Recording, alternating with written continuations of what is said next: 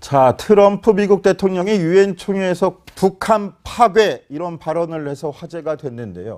그 직후 유엔에 입성한 북한 리용호 외무상은 트럼프 대통령의 발언을 듣고 어떤 반응을 보였을까요? 취재진의 연결기도 뜨거웠습니다. 영상 함께 보시죠.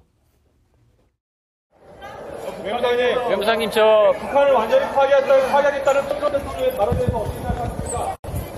깨지는 소리로 우리를 놀려고 생각했다는 그렇게 보입니다. 자, 윤수민 기자, 지금 리용호 북한 외무상 개 짖는 소리라고 표현을 했어요. 이거 어떤 심정일까요? 심정에서 나온 발언인가요? 네, 앞서 이제 트럼프 대통령이 북한 완전 파괴 그리고 뭐 로켓맨 등의 강경 발언을 계속해서 쏟아냈는데요. 그거에 대해서 이제 개들이 짖어도 행렬은 간다 이런 북한 속담을 인용했습니다. 그런 다음에 이제 뭐 트럼프 대통령을 향해서 그렇게 너의 강경 발언, 그런 개 짖는 소리로 우리를 놀라게 하려고 하면 그야말로 개꿈이다라고 강하게 이제 뭐 반발한 건데요.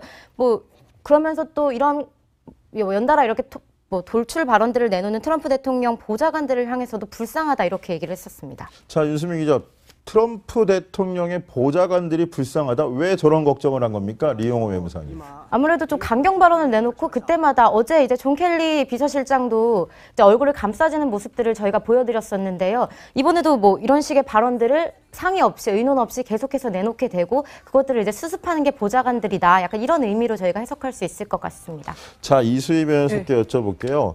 트럼프 대통령의 문제의 북한 파괴 발언 기조 연설을 할 당시에 자성남 북한 유엔 주재 대사는 자리를 피하면서 보이콧을 했었거든요. 근데 그 직후에 들어온 리용호 외무상이 저런 개 짖는 소리 같은 저런 강경 발언을 쏟아냈다. 아무래도 윗선의 지령대로 움직인 거라고 볼 수 있을까요? 저는 그렇게 생각이 들고 그리고 저런 표현법들을 만들어내는 조직이 또 따로 있대잖아요. 북한에서. 그렇죠. 예, 그러니까 뭐 그런 곳에서 어떤 우리도 뭐 장관의 얘기를 하려면 미리 준비해서 가잖아요. 뭐 트럼프 대통령이 저런 발언, 저런 내용의 스피치가 있을 거라는 거는 다들 좀 예상을 했죠. 물론 불량 국가라든가 뭐 자살행위를 하고 있다든가 뭐 좀 강도가 좀 세기는 했지만 여하튼 북한에 대해서 그런 류의 취지의 연설을 할 거라는 건 예상했기 때문에 저는 국내에서 이미 준비해 갔던 워딩이 아닌가 싶고 또 북한 유엔 대사 자성남 유엔 대사의 경우에는 뭐 그 유엔 자리에서 소리를 지를 수도 없고 그렇다고 앉아있기도 할 수 없는 상황에서 자리를 피하는 거 그것이 최선책으로 한 것 같은데요. 저는 리용호 그 북 외무상의 경우에는 국내 정치인이잖아요. 그래서 저렇게 더 센 발언을 하고 있는 것이 아닌가 싶습니다. 네, 노원지 기자, 이 리용호 외무상의 발언이 북한이 공식적으로 내뱉은 반응과도 좀 일치하는 대목이 있다면서요. 네, 그렇습니다. 지난 18일에 대변인 담화에서도 비슷한 말이 나온 적이 있었는데 그 당시에도 미국과 그 추종 세력이 대조선, 이제 본인들을 말하는 거죠. 대조선 제재 압박 책동에 매달릴수록 핵무력 완성의 종착점으로 질주하는 우리의 속도는 더 빨라질 거다. 이렇게 경고를 한 바가 있습니다. 이번에 사실 22일에도 그 리용호 외무상의 기조연설이 예정돼 있기 때문에 28일 대변인 담화와 결을 같이 하면서 좀 더 강한 발언이 나오지 않을까 이런 예측들도 나오고 있는 상황입니다. 자, 애초에 발단이 됐던 북한 파괴라는 용어를 썼던 트럼프 대통령의 발언이 외교적 수사로는 적절한 것이냐 이거에 대해서 또 의문을 제기하는 목소리도 높은데요. 바로 이런 부분들을 리용호 북한 외무상이 파고들었을 수도 있을 것 같아요. 그런데 지난번 아세안 포럼 때 리 외무상 참석했던 모습 보면 다른 나라 수장들로부터 굉장히 따돌림 당하는 모습이 인상적이었는데 이번에는 어떨까요? 일단은 지난번의 모습을 보면 사실 옆자리에 앉기로 했었던 중국 뭐 이런 나라가 바뀔 정도로 중립국과 뭐 우호국인 캄보디아로 바뀔 정도로 좀 왕따를 당하는 모습을 볼 수가 있었고요. 그리고 이제 그 장관들이 옆에서 건배를 할 때도 멀뚱멀뚱 서서 쳐다보는 이런 장면들이 많이 포착이 됐었습니다. 그런데 뭐 이번이라고 달라질 것 같지는 않고요. 앞서 또 이제 그 트럼프 대통령의 기조연설 때 북한 관계자들이 앞자리에 있다가 다 보이콧을 하면서 나가는 장면이 포착이 됐었잖아요. 그래서 이번에도 리수용 외무상을 비롯해서 북한 관계자들이 조금 이제 어울리지 못하는 모습이 포착되지 않을까 이런 예상들이 나오는 상황입니다. 자, 이 모든 걸 뒤에서 지시하고 있을 북한의 김정은 트럼프 발언에도 아랑곳 않는 모습을 보였다 이런 보도가 있던데 어떤 모습이 포착된 건가요? 네, 김정은 위원장이 이제 추석 을 앞두고 민생경제 시찰에 나섰는데요. 이제 과수원 황해남도 과일군에 가서 이제 과수원에 이제 있는 과일들을 보면서 자연재해 속에 과일 대풍 수고 많았다 이렇게 칭찬도 했고요. 아득히 펼쳐진 청춘 과원을 보니 정말 기분이 좋다. 어깨춤까지 난다. 이런 식으로 나는 전혀 신경 쓰지 않는다. 이렇게 보여주기도 했습니다. 자, 김정은 국내에서는 저렇게 호통치고 왔지만 바깥에서는 그래도 또 바쁜 모습인 것 같습니다. 윤수민 기자, 북한이 말레이시아를 다시 포섭하기 위해서 노력을 보이고 있다는데 어떤 내용입니까? 네, 말레이시아 같은 경우에는 과거부터 북한과 우호 관계였는데요. 얼마 전에 있었던 이제 4월이죠. 김정남 피살 사건 때 시신 인도를 놓고 이제 두 나라가 감정이 많이 격화됐었습니다. 그래서 이번에는 이제 그 말레이시아 왕세자에게 북한의 영공으로 올 수 있는, 영공을 자유롭게 드나들 수 있는 이제 영공 자유 항공권을 선물로 준 건데요. 이거 뭐 일반적으로 이제 다른 나라 같은 경우에는 중국 베이징을 거쳐서 들어와야 되는데 이렇게 말레이시아에서 한 번에 북한으로 올 수 있게끔 이렇게 해준 거는 상당한 경이라고 얘기를 했었습니다. 뭐 그런데 이게 제가 좀 여쭤보고 싶은 게 어느 정도로 큰 이제 혜택인 건가요? 이게 이제 항공권 그러니까 어느 나라에 영공을 들어갈 때는 늘 허가를 받고 이렇게 들어가야 그렇죠. 되는데 예. 이 자유항공은 한마디로 프리패스를 한다는 거잖아요. 자기가 원하면은 언제나 북한 영공을 통해서 본인이 가고 싶은 곳을 다닐 수 있게 해준 거니까 큰 그 특전이라고 할 수 있을 것 같은데 저거는 또 간접적으로 달리 얘기하며 말레이시아에서 형을 그 암살한 것이 김정은 본인이 맞다는 거를 또 간접적으로 인정을 하고 있는 꼴인데, 그러니까 저런 것에 대해서 별로 개의치 않는다는 것이 김정은의 개인적인 그 성격, 뭐 캐릭터, 퍼스널리티 이런 것들이 더 위험한 사람이구나라는 걸 또 간접적으로 시사하는 것 같습니다. 자, 북한도 어찌됐건 간에 고립을 막기 위해서 사방팔방 노력하는 모습인데, 자, 그럼 이에 맞서서 유엔 데뷔전을 치르고 있는 문재인 대통령 어떻게 움직이고 있습니까? 네, 문재인 대통령도 연일 바쁜 일정을 소화를 하고 있는데요. 방미 중에 여러 행사에 참석을 해서 다양한 대북 메시지를 내놓고 있습니다. 저희가 문 대통령의 발언을 모아봤는데요. 함께 들어보시죠.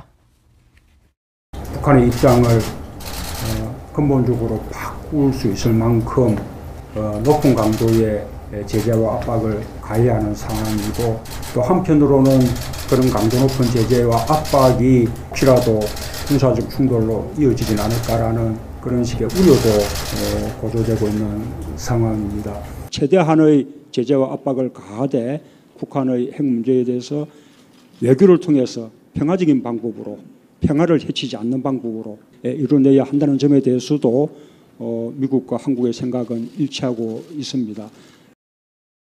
자, 북한의 핵 도발에는 강력하게 대응을 하겠다 이런 의지를 또 피력했는데, 문재인 대통령, 문재인 정부 또 한편으로 대북 인도적 지원에 대해선 길을 열어놓겠다 이런 입장이 확연한 것 같습니다. 노은지 기자. 그런데 남북 협력 기금을 1조 원이나 편성했다는 소식이 있던데 네. 이게 또 문제라면서요. 어떤 문제 때문에 또 이게 화제가 되고 있습니까? 네, 일단은 그 기금 안에 그 1조 원 편성된 기금 안에 이게 어떤 식으로 쓰일지를 좀 살펴봐야 될 것 같은데, 거기 내용을 살펴보면 금강산 관광 재개라든지 아니면 경제 특구를 새로 개발하겠다 이런 내용들이 담겨 있습니다. 근데 이게 유엔 그 안보리 결의 위반 소지가 있다 이렇게 볼 수 있거든요. 왜냐하면은 개성공단을 제외하고 남북 교연을 중단이 된 상태고 신규 투자도 좀 중단을 시키고 금지를 한 상태인데 이걸 위반하는 거 아니겠느냐 이런 지적들이 나오고 있는 거고, 그리고 이제 또 그 바른정당 정양석 의원은 이런 의문도 제기를 합니다.